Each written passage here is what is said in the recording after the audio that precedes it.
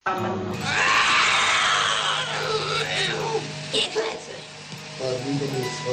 Nein, geklettet. Han er meget geklettet. Så der er Milane dog. Skjerne dog. दोस्तों मैं आज आपको एक ऐसी कहानी बताने जा रहा हूँ जो कि मनगढ़ंत न होकर दुनिया की सबसे खतरनाक भूतिया घटना है, जिसे सुनकर आपके रोंगटे खड़े हो जाएंगे। तो वीडियो को शुरू करें।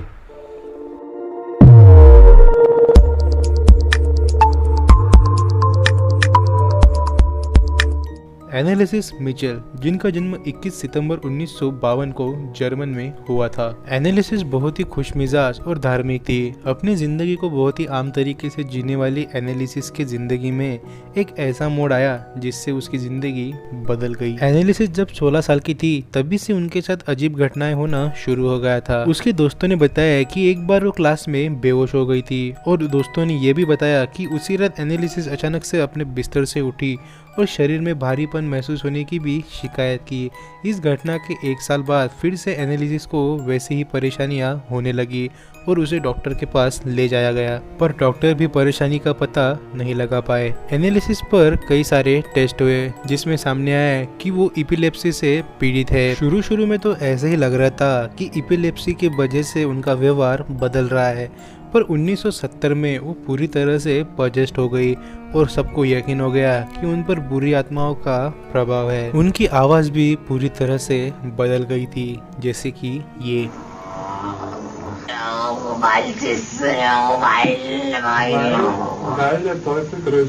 इसे सुनकर कोई भी डर जाएगा। दिन बीतते गए लेकिन डॉक्टरों के किसी भी इलाज का असर नहीं हुआ, बल्कि एनालिसिस डॉक्टरों को ही राक्षस समझने लगी थी। डॉक्टरों ने पूरी कोशिश की लेकिन वो एनालिसिस को ठीक नहीं कर पाए और आखिरकार एनालिसिस ने अपनी सारी उम्मीदें भी छोड़ दी। 1973 तक उन पर कोई भी असर नहीं हुआ। तब जाकर उनके पेरेंट्स ने एक प्रीस्ट से मदद की गुहार लगाई, पर उन्होंने मदद करने से इनकार कर दिया और एनालिसिस उस खौफनाक दर्द से गुजरती गई। साल बीत गया, तब जाकर 1974 को एक प्रीस्ट ने मदद के लिए हाँ कहा, लेकिन एनालिसिस का रूप देख के उन्होंने भी मना कर दिया, क्योंकि उनका रूप बहुत ही डरावना होता जा रहा था।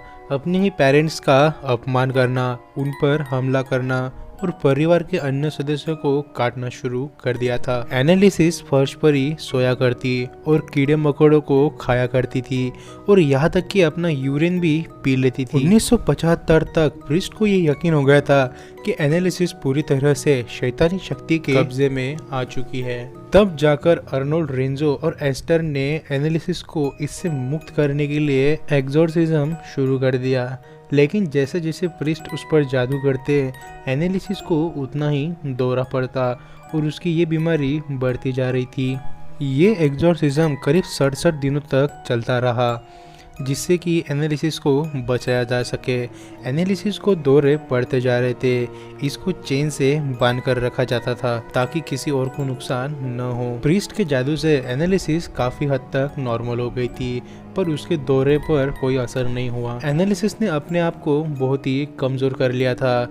एक्सोर्सिज्म कई महीनों तक लगातार चलता रहा। महीनों तक एनालिसिस ने कुछ भी नहीं खाया। उस पूरी प्रक्रिया को रिकॉर्ड भी कर लिया गया था और आखिरी एक्सोर्सिज्म 30 जून 1976 को पूरा हुआ।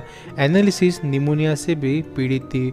वो पूरी तरह से हार मान चुकी थी। उसका बुखार भी बढ़ता जा रहा था। वो शारीरिक रूप से तो बहुत ही कमजोर हो गई थी। एनालिसिस अब बस एक ही दुआ मांग रही थी कि मुझे मोक्ष चाहिए, मैं भीख मांगती हूँ। अपनी माँ से उसने एक बात कही कि माँ, मुझे डर लगता है। यही उसके आखिरी शब्द थे। इसके बाद 1 जुलाई 1976 को एनालिसिस मिचेल की दर्दनाक मौत हो गई। ऑटोप्सी रिपोर्ट में सामने आया कि एनालिसिस के शरीर पर चोट के निशान थे। प्रीस्ट के मुताबिक मौत से पहले उन्होंने एनालिसिस के हाथ और पैर पर बिल्कुल वैसे ही निशान देखे थे जैसे क्रॉस पर लटकने के दौरान जीसस के हाथ और पैरों पे उभरे थे। प्रीस्ट ने बताया कि ये एनालिसिस के आत्मा के मुक्त होने की निशानी थी, जबकि कोर्ट ने इसे हत्या का मामला करार दिया और कोर्ट ने 1978 को एनालिसिस के पेरेंट्स और दोनों प्रीस्ट को हत्या के जुर्म में सजा सुनाई। Thanks for watching.